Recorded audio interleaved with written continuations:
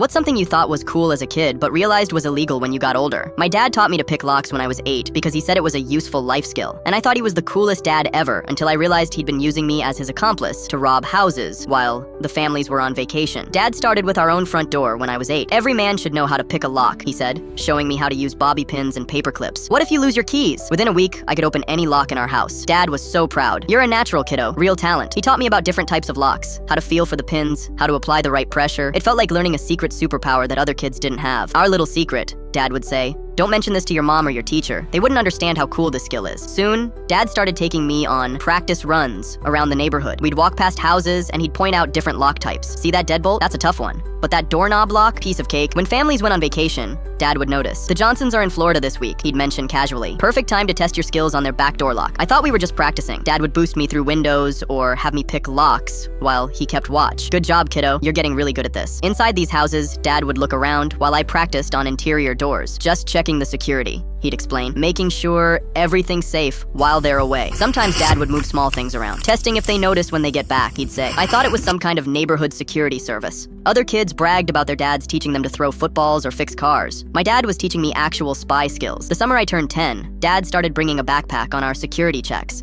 He'd pack small, valuable items inside. We're borrowing these to test if they notice things are missing. It's like a security audit. What if they call the police, Dad? They won't even realize anything's gone. We're just testing their awareness. One afternoon, we were in the Martinez house while they were visiting family in Mexico. I was picking the lock on their bedroom door when Dad came rushing in. We need to leave, now. As we hurried out the back door, I saw Mrs. Martinez pulling into the driveway. We'd barely escaped. That was close, Dad said, breathing hard. Good thing you got us in and out so quickly. I felt proud that my skills had helped us avoid getting caught during our security test. The truth hit me during a high school assembly about home security. The police officer was explaining how burglars often use children as accomplices because kids can fit through small spaces and seem innocent if caught. They'll convince the child they're playing a game or helping with something important, the officer said. The child has no idea they're committing crimes. My stomach dropped. Every practice session, every security check, every time Dad had praised my lockpicking skills, we'd been robbing houses. The backpack full of borrowed items, stolen goods, the families being away on vacation. Dad had been stalking them, waiting for opportunities. My natural talent for lockpicking. I'd been trained as a child burglar. That night, I confronted Dad. Were we stealing from those houses? Long pause. Kiddo, those people had way more than they needed. We were just evening things out. Dad, we were burglars. You made me your accomplice when I was 8 years old. You were learning valuable skills. Not every kid gets that kind of education. I realized my cool dad, who taught me secret spy skills, had actually been grooming me to be his partner in crime, using my innocence and small size to commit felonies throughout our neighborhood.